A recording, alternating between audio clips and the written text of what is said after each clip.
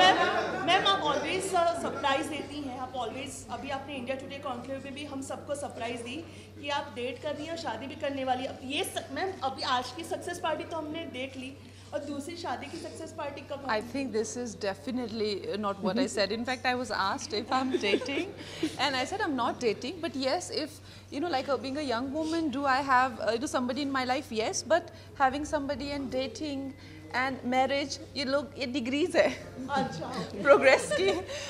So let's see. Kannan, when the unfortunate Pulwama attack had happened, it came out with a series of very strongly worded statements.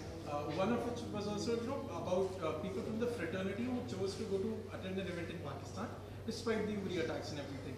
However, there were some reports, and you can clarify, that even Manikarnika had released in Pakistan, despite the Uri attacks, and it continued to screen while the Pulwama attack happened. Yeah, see what happens is that when a film is distributed, they had the DCP, which is the digital copy, उसको उनसे छीनने के लिए army भेजनी पड़ेगी जो हमने ऐसे ही बाई एयर भेजी थी, लेकिन उन्होंने मेरी DCP वापस नहीं लाई. So the thing is that when you can stop from future releases to happen, but what is in their possession, if that has to be taken from them, so it's like it will be again the same situation. So can we expect कि आप आने वाली अपनी movie वहाँ पे नहीं देंगे? Well, definitely yes. If I'm producing a film, that definitely that is the route I will take. I mean, why should we? And it's not that it's a very big territory. It's almost insignificant, isn't it? The argument was, why did it even release in Pakistan even after the Uri attack? We've discussed enough about it. Yeah, I think we can move on to next question.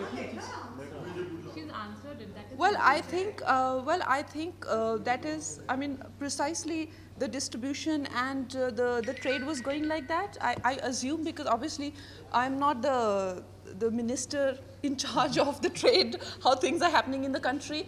But if you ask me, for me, like, it's very important, the sentiment of the country, the sentiment of the Jawan's family, that is very important. Does it make a significant statement? No. These can be called small steps, but is it, if it, that's all we can do, we must. Ankita, ये role आपके लिए कितना challenging था और कितना कह सकते हैं वैल्यूएबल? मुझे ऐसा लगता है कोई भी रोल आप जब करते हो एक चैलेंजिंग होता है, क्योंकि झलकरी बाई करना मेरे लिए एक ऐसा था. जब मैंने ये रोल लिया था, मुझे झलकरी बाई के बारे में हमेशा कहती हूँ, I didn't know too much about Jhalkari Bai, and I just knew one thing, that she is the hero of our country. And और मुझे उनको प्ले करना था, क्योंकि मुझे चाहिए था कि लोगों को पता चले कि झलकरी बाई कौन थी.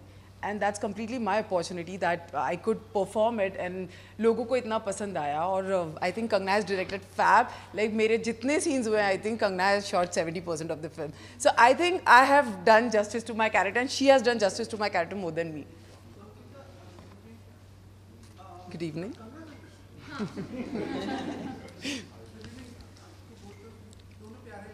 Thank you.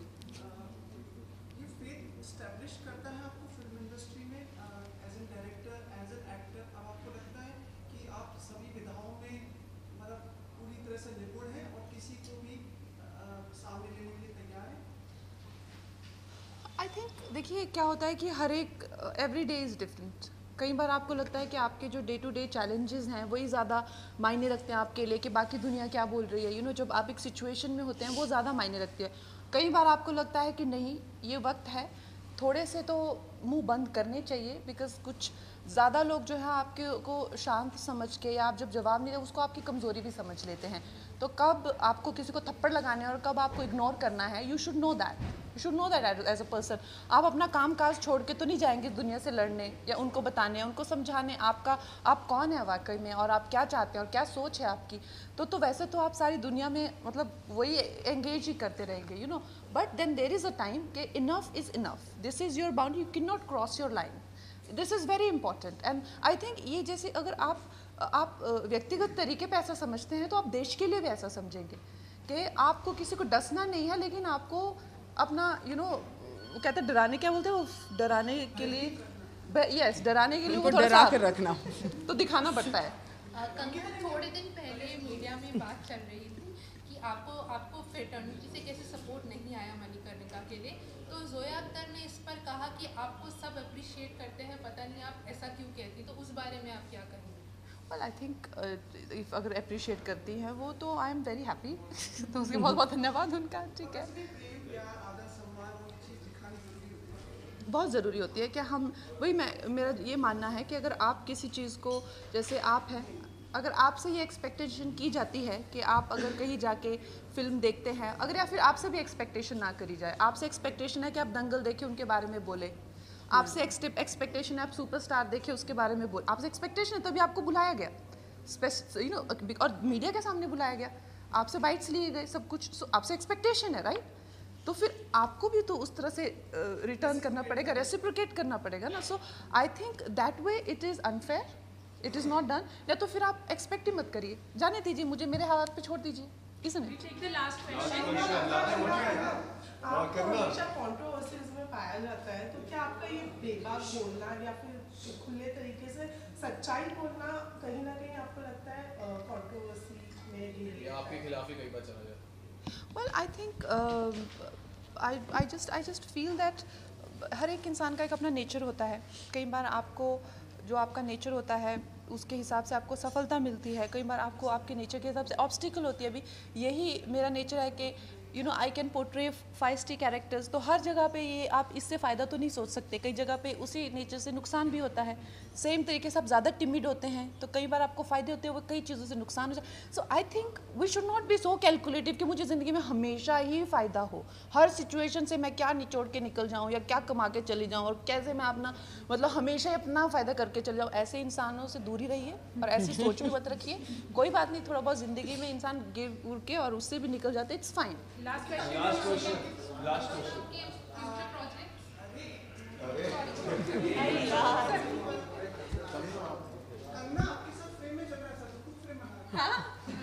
आप मत जाइए।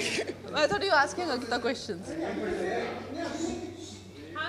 पूछिए पूछिए। अंकिता, आपकी पहली फिल्म है और पहली फिल्म ने 100 करोड़ की आमदनी की है, ये विशेष बात आपको लगती है?